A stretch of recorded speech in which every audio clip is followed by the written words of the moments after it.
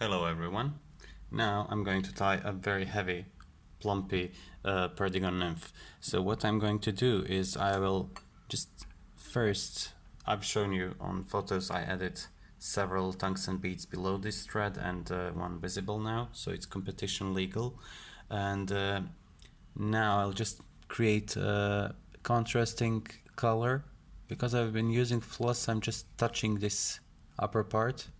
I don't want to go too deep. I just want my back side of the fly to have this black part, and it can go a little bit to the sides, as you can see.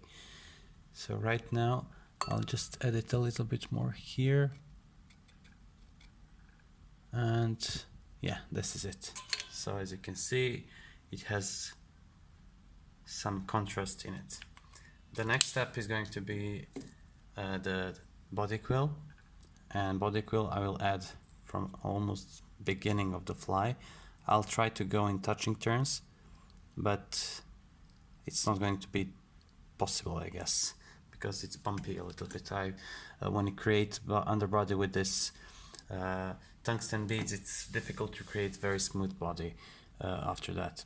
So this Plumpy Perdigon Nymph gave me wonderful moments when I was fishing some rivers, and it's not a fly that you're going to fish very often, but when you fish it, it will bring you probably more fish than any other fly because it's going to extremes. So right now I'm just trying to go over the body with my body quill and create a nice color. It can represent a stone cleanger, I guess, and maybe Caddis pupa. But anyway, it's a fly that's going to catch a lot of fish. As you can see, there are some spots here that I haven't covered, so I just go over them. You don't need to go in many layers, just cover everything like a little bit. So like this, and then I'll go here. It's nice to have these different colors, shades overlapping. So this is first phase of the fly. Now I will do the whip finish and just 2 turn, nothing more than that.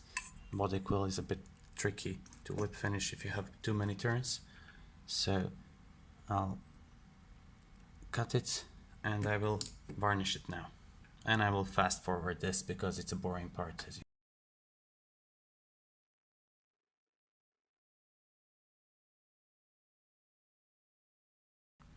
Now when I've finished everything, curing everything, I will add just a hotspot here, and it's almost finished, but I'll add a detail. So this Plumpy Perdigon fly is the same as my improved Perdigon fly, so this is not the first time I'm doing this thing, but I'll do it slightly differently. I'll lay those legs, partridge legs, along the body, because this is for extreme situations, so this is just a nice detail for the fly. I mean, you can add it like this, but no need to do that. If you, I mean, this is more than enough like this. So I'll just cut these legs. Oops, sorry, I have to spin it a little bit. Yep, this is it. I'll catch it with like 2 or 3 turns. As you can see, this is enough. Now the next part, just the opposite side of the feather, so you know how many those curls you need to take. Again, just cut it, and I'll just pinch it in my fingers so it's easier for me to attach it to the fly, but I need to cut it again to align everything properly. So now it will be easier to catch it. Pinch and lip, and then suddenly just pull. Now pull out those fibers if you need, and do a whip finish knot. Now as you can see, pretty symmetrical, pretty easy. I think I have more fibers on this side. It's not that big problem, but let's just take them out.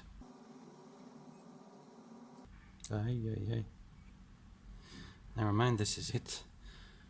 More or less good. Final touch will be to add just a little bit of black color on the top, and that's it. So whip finish.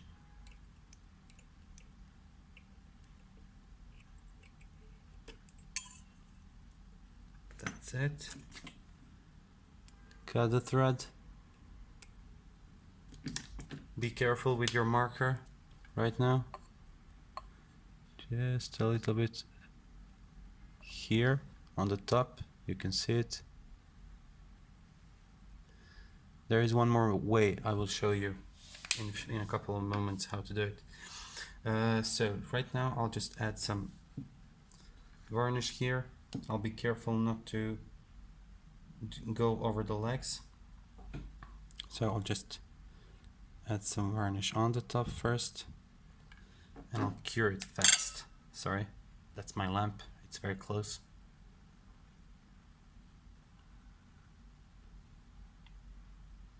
Okay. So the thing I wanted to show you is this. Just take your marker and you can just go over this with your permanent marker. Make this like a contrasting part here, and you can cover it one more time with UV resin. So you can see it's contrasting pretty well. And now just add a thin layer of the UV on the top of it. I'll add some more from down below. So this is it. This is finished Plumpy Perdigon fly. It's a bit thicker than the regular Perdigon, as you can see, but also it's much more heavier.